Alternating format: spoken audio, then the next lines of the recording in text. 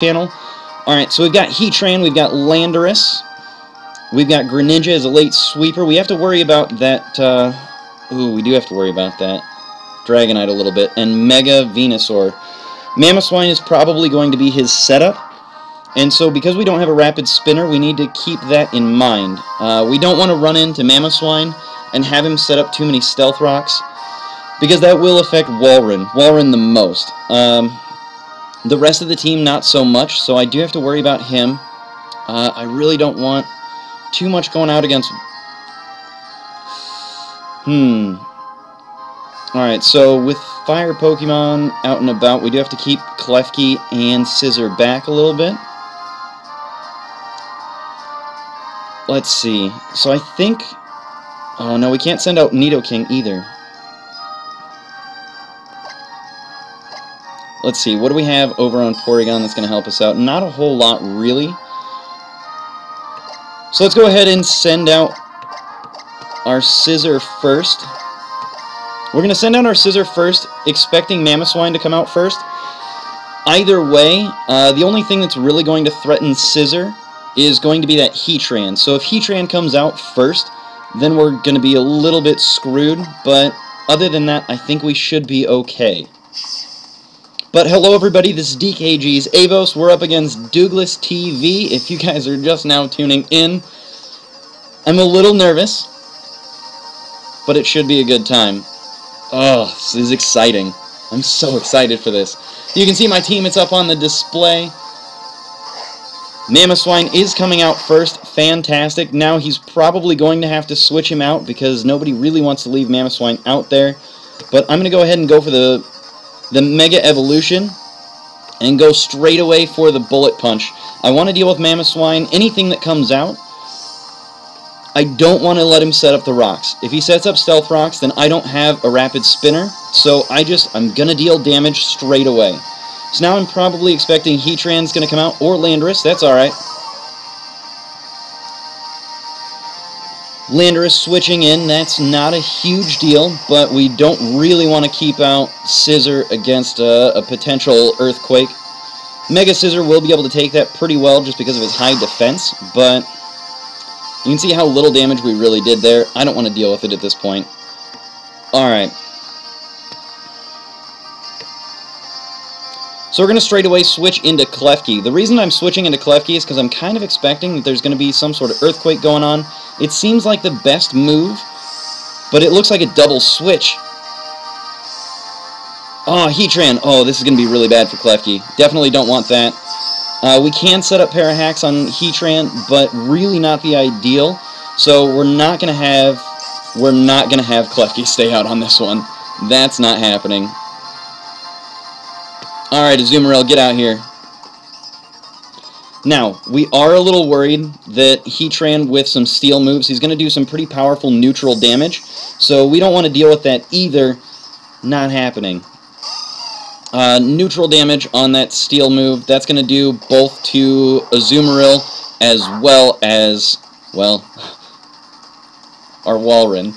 I love Walrein so much, but I really don't want to deal with that. So I'm going to go straight away into Brick Break, see what we can do here.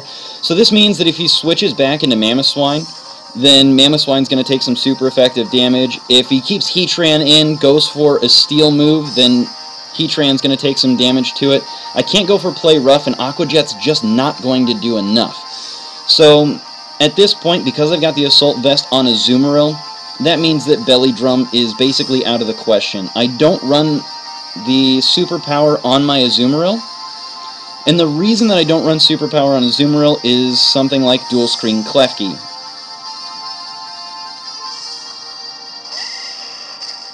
Alright, so it looks like we're going to have to deal with some Poison moves. Poison moves are probably going to come out of here. Really don't want to stay up against a Venusaur that's probably going Mega. At least not with this.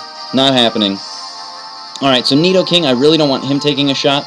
Our best move here is predict a poison move and go into Scizor, or, Energy Ball. If it's Energy Ball, then we're going to be fine there too. Alright, let's see what we got here. If it's a poison move, we're going to be fine. If it's toxic, we're going to be fine. Leech Seed. Not as fine, but U-turn should be able to get us out of here fast enough and not have to deal with too much Leech Seed going on. So it looks like this is going to be kind of a stall wall. So I don't know if this is going to be a bold nature or a calm nature. I don't know if he's going off of the Gen 5 or Gen 6 meta. So we're going to test it out a little bit with Scissor.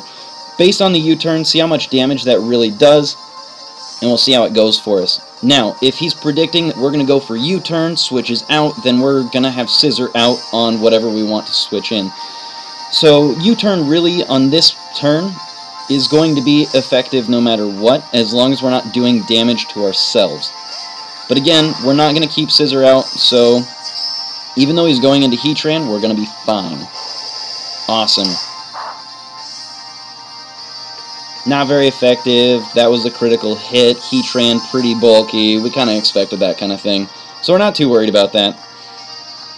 Alright, so now we can go into Walrein or Azumarill. It really doesn't matter that much which one we pick. They're both going to take neutral damage to steel moves. But seeing that Overheat was kind of his move of choice, we're going to go into Azumarill. And then we're going to go straight for Brick Break. We're kind of setting up a theme here. He sees that Azumarill's coming out, we're going to go for that Brick Break, and then we can try and change things up a little bit later. But at the moment, we're getting damage in on most of the switches, and we're forcing switches instead of being forced to take switches, so we're alright with that. It's not exactly the best for us, but we're going to be alright with it. Alright, Heatran, we're going to see how much damage you're really going to take to Brick Break. I'm not expecting a whole lot, but it should be enough. I'm pretty happy with that amount of damage. Now, if it was Superpower, which, based on the fact that he saw Brick Break earlier, then he probably just knows that that's what we've got. Protect. Protect! Alright, so we could probably just go for our Aqua Jet at this point. See what kind of damage we can do. We can switch in Azumarill, switch him out. We haven't taken too much damage from Poison. I don't think he's going to go for Toxic. I mean, he's not going to go for Protect again, get that Toxic Stall again. So we're going to do some damage with Azumarill here, try and get something going. I don't expect to see Overheat come out of him at this point, just because Azumarill is still in. He might switch out into, let's say, Mega Venusaur. We already saw Mega Venusaur. If he knows that Aqua Jet's going to be the next thing out, he's going to be able to resist that really well with Mega Venusaur. Mega Venusaur already crazy, stupid bulky. And the fact that a water move's not going to help him out that much, I expect that if he switches out, that's probably the likely switch. But we have to go for the Aqua Jet here, try and get some more damage into Heatran. I really don't want to take too much from Heatran, so if we get some nice RNG luck, get a max damage on that Aqua Jet, maybe we'll get Heatran close. Maybe. Should. Fairly close, anyway. And the Lion King Cup. We do have Ginger Ale on deck today. I don't have tea. Alright, let's see how much this Aqua Jet's really going to do. Oh, so close! Oh, that was close. Alright, I don't expect that Heatran's really going to stay in at that point. Seeing that I'm not banded, seeing that I don't have that choice band, well, I mean, I kind of have to switch no matter what, but I gotta go into something that's going to be able to deal with that pretty well. So we're going to go into Walrein here. Oh, man.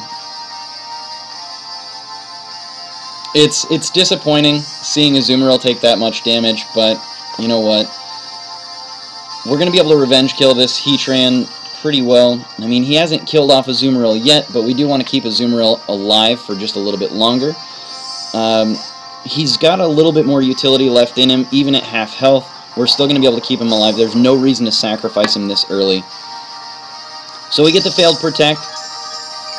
Not bad, not bad. We've got leftovers on Walrein as well, so it doesn't matter that we're going to take neutral damage to whatever Heatran's got going for us, but we've got Water Pulse available. We've also got Frost Breath, which will do critical damage to basically anything but him 4 times resisting it.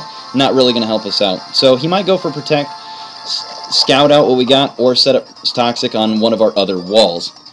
Now, it does suck a little bit that we got that going, but again, I don't want to risk having an overheat. I don't want to risk having overheat on anything. That just seems like a really... Overheat coming in on Scissor. I really don't want to have that coming in. We've already seen it go out several times. Walren's going to be able to wall out pretty well because we do have the leftovers. We've also got Hail available. But again, being Toxic, we're going to have to switch him out after a couple turns. We could almost get away with 4 turns on Walren instead of the normal meta of 3, but I really don't think that we're going to be able to get away with it too well. Now, with Mega Venusaur, he does have Thick Fat. He's also got Energy Ball as an option. So I imagine that Leech Seed's probably going to come out. And I don't have a Grass Pokemon with me today. I just don't have it. So I'm going to go into Scissor that's going to be able to resist most everything that Mega Venusaur is going to be able to do, including Giga Drain. And then, again, I'm expecting that Mega Venusaur is going to switch out. So I'm going to be able to either set up my Scissor because I know that his biggest threat to Scissor, that Heatran, is gone.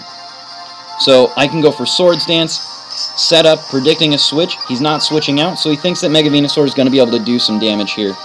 Now that Leech Seed's out, I'm going to be able to go for a +2 U-turn, which is going to hit most anything pretty hard. Yes, we're losing a little bit of health here, but we're going to be okay with it. Let's get that U-turn going. There's no reason really to go for Thief here or Bullet Punch. Poison Grass Pokemon, really U-turn's our best move. And we've got U-turn on Scissor because it's a nice stab move, gets him out of battle. No, he's not really going to outspeed anything, but we're going to see, hopefully, some decent damage out of this.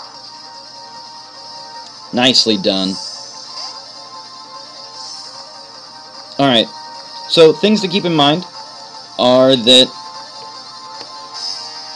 with Mega Venusaur, he's got Thick Fat, so Fire moves and our Fire and Ice don't do that much to Thick Fat. It reduces it by half. So we're going to send out our Eviolite Porygon 2, and we're going to go for Signal Beam here and see what we can do. Signal Beam should be super effective. He doesn't have Thick Fat that we have to worry about, but we are going to have a super effective move. We saw that a +2 stab U-turn from Scissor didn't do a whole heck of a lot of damage, so there might be a chance that this is a Bold Nature, or that Mega Venusaur is just that crazy bulky. Either way, we're going to check it out with Signal Beam, see how much damage we're going to be able to do with our Eviolite bulky. Not too much. I'm a little disappointed, but we'll go for the Tri-Attack, see what we can do. Leech Seed's going to come out, misses.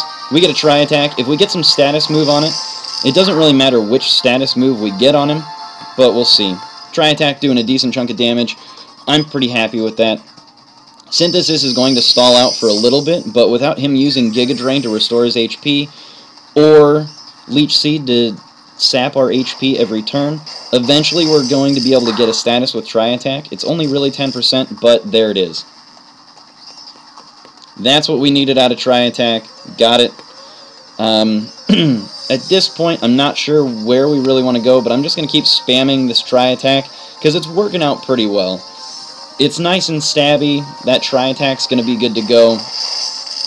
And, I mean, Mega Venusaur is a threat that we need to be aware of, and I want to clear it out. Once he's paralyzed, he's slower than us. Mega Venusaur is deceptively quick. He seems pretty bulky, but deceptively fast. Eviolite on this Porygon 2, he's a small little sucker, but man, he takes a hit.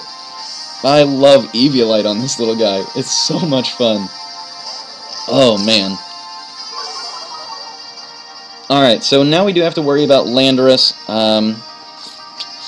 We don't have anything that really does that much against Landorus, but... we might be able to get something like a burn out of it on Tri-Attack, but I'm a little bit worried that he might have a fighting move. That's why he switched him out. So I'm thinking we might go into Azumarill at this point and just have an Aqua Jet go in. We might only be able to get one move out, but we've got a Toxic Poison on Azumarill, so we're just going to have to go with it. There's the superpower. Again, I wanted to switch out because I was worried about a fighting move. Azumarill going to be able to take that pretty well. Not bad at all. Now, with 12 HP on Azumarill, it did its job. It stayed alive for one turn, made it so that it could get an Aqua Jet in. I'm okay with it. It's going to die the next turn, but it was really switched in as death fodder to protect our lovely Eviolite Porygon 2. So, Landorus may not stay in against this because I've got Aqua Jet. I've already shown it off. And I don't know if Landorus really wants to take that kind of move. So, I mean, it's up in the air. He might be able to take it, knowing that Azumarill is going to switch out, but then I'm going to be able to set up on Landorus with whatever I want. Now, we know that we've got Superpower, but I've got Rocky Helmet on Scizor, and he's already reduced his attack and defense. So, taking a -1 defense with Aqua Jet from a huge power Azumarill, probably not happening. So, now we're going to go... Ooh, nice. Okay, we got Dragonite to switch in, and you see that we've done a little bit of damage. A little bit of damage is all we needed to do. Now, I could have gone for Play Rough and done a lot of damage to Dragonite, but a little bit of damage is fine. We're going to be able to go into basically anything here. And we can go into Klefki. Klefki is where I want to be. I'm going to try and get that T-Wave up. Now, if we don't get the T-Wave, if he switches into Landorus to absorb the Thunder Wave, then good on him, great prediction. He doesn't exactly know how my Klefki works, though, because we've never played against each other. I've never sat down for hours at a time, because he and I stream at the same time. We don't know that much about each other. Alright, so I got the T-Wave going. I'm going to go for the Swagger Hacks. He's going to get an Extreme Speed in, which is going to do some damage, but I'm going to absolutely take 100% advantage of this. Set up the Swagger, set up the Thunder Wave, and start getting some foul play in. Because I know if he's got a Dragonite, it's going to be really high on the attack stat, and foul play works on his attack stat. So I'm going to go for it, get that going in there. Klefki, Klefki. I love Klefki so much. Unfortunately, we don't get it. That's alright, though. Landorus is going to be able to do something. Reducing our attack stat doesn't really hurt us too much. So, foul play coming in here. We've already lost our air balloon, but we've also set up pretty well. So, at this point, Klefki lost his air balloon. We're going to go for the Swagger, get the priority out there. Kind of risk the fact that we're raising his attack and hope for some confused damage. I expect that there's going to be a Stab Earthquake coming our way. Come on, RNG. Nope. Stab Earthquake is coming our way. +2. Now, we still have some Confuse on him, so we're going to be okay. Alright, but with that in mind, I'm going to go for Scizor, just because Scizor does have some priority. So even though we'll take neutral damage, we really don't want to deal with it too much. I don't know if Landorus is going to burn himself out, or if he's just going to try and switch out and keep it alive. But going for that Bullet Punch, just to clear him out, get that revenge kill on there. With +2 attack on Landorus, I really don't want to take too many superpowers with +2 attack, because that means that he's going to be able to go through 2 superpowers without doing too much damage to himself. Alright, now with Greninja. Greninja, I'm not exactly sure what he's going to be able to do to me. But at the moment, he's a water type, so he's going to resist that Bullet Punch. He can go for Dark Pulse, get some neutral damage. Or the Hidden Power, which probably Fire. Oh man, that Fire type Hidden Power, that's some pretty good stuff. Nice! You always have to be a little worried about that Hidden Power Fire. Alright, so currently a Fire type. We don't know what his other moves are. But we're going to go out to Porygon 2, because we've got that Eviolite. We want to save Walrein back a little bit, just because we know that Dragonite's still out there. And we know that we've got Recover on Porygon. So I think we're just going to scout things out a little bit, go for a recover, show off the fact that he's a wall, and possibly get Greninja to switch out. So we've got enough PP on Porygon 2 that we don't have to worry about him switching. Mamoswine. Alright, I was expecting him to hit me with something on that Greninja. We know that he's got the Life Orb. At the moment, just because I don't have that much, I really don't want to put Nidoking out because I don't want to take a stab. I don't want to take a stab Earthquake from a Mamoswine. So we're going to go for the Tri-Attack, see if we can get some more nice little status hacks going. There's not a whole lot that Mamoswine could do against our Walrein, but Walrein being badly poisoned, I don't want to switch him in blindly. I think it's a little late in the game that I don't think we have to worry too much about Stealth Rocks, but Mamoswine is still a pretty heavy hitter, so we do have to keep that in mind. Now, there's a chance that we can burn, paralyze, and freeze, but because he's an ice type, there's no chance for freeze here. Let's see what we can take with Porygon. Not bad. What do we get? Got the Parahacks. Oh, yeah. Alright, so now he's going to be able to go for Ice Shard, which shouldn't do too much. I'm going to go for Recover here, just because he is paralyzed. If he's going for Ice Shard, it's not going to do as much damage to Porygon.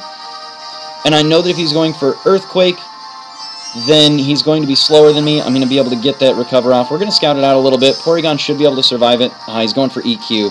Alright, Earthquake's not going to help us out too much. It takes us below half, so we're recovering less than what we had. Was hoping for the Ice Shard to outspeed, but now we've put him in range that he could probably go for the Ice Shard. Porygon 2, pretty good Pokemon. Now, unfortunately, with Dragonite is at a point where he could probably Revenge Kill with extreme speed. And we do have to worry about that. So now at this point, we do have to, 100% have to go for Recover. And try and help out here. If he's going for Dragon Dance, then we're in a little bit of trouble. There's the Dragon Claw. Alright. Dragon Claw not doing too much. We're going to go for the Tri-Attack, get some nice stab damage in here. The two Pokemon that are left, we have to worry about Greninja a little. Got the Parahacks. Nicely done. But at this point, with Greninja, you know what? I want to keep Porygon 2 alive. I'm going to go for a Recover.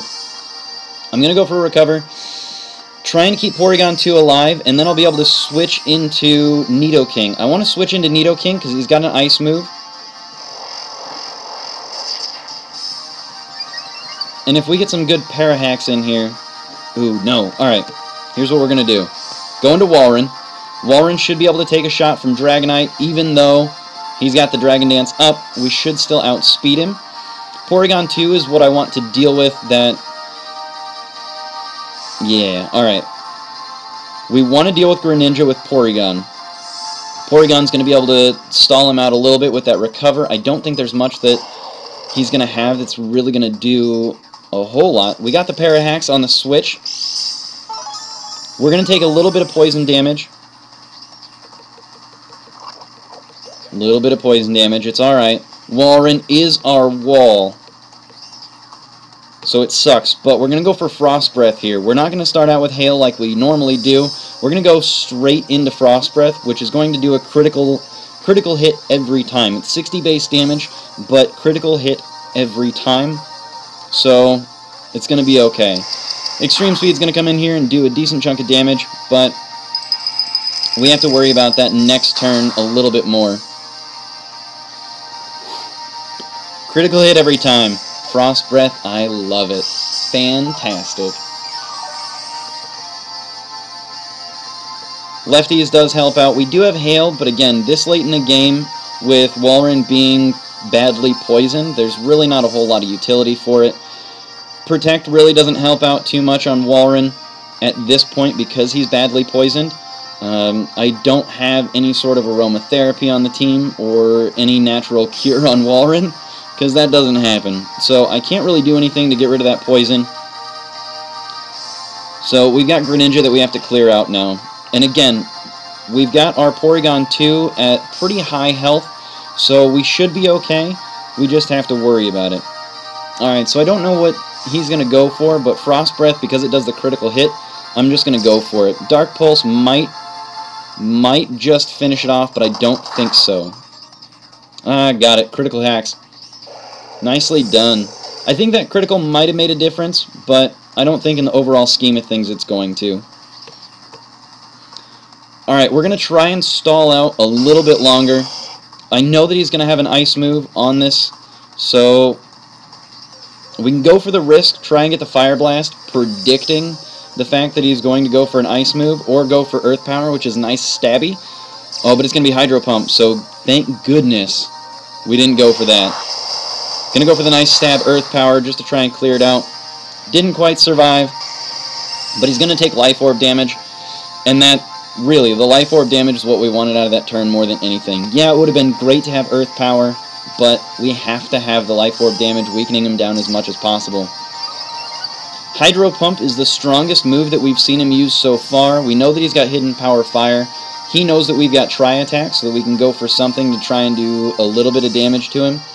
But seeing that Hydro Pump is probably the strongest move he's got, Thunderbolt is what I'm going to go for on Porygon. But he's going to go for Dark Pulse, trying to get that flinch hacks. Come on, Eviolite, help me out. Now that we've shown off the T-Bolt, I doubt that he's going to go for Hydro Pump again. And we're going to go for Recover. Going to go for the Recover. We got to recover as much HP as possible, stall this thing out, hope there's no crit hacks, hope that there's no flinch hacks. We're good to go. Porygon 2 for the win! He's got about one more turn left on that Greninja. We're going to go for Tri-Attack here. Hydro Pump is probably his best move. Just trying to clear out Porygon, but it does miss. It was a huge risk that he had to take, though. GG.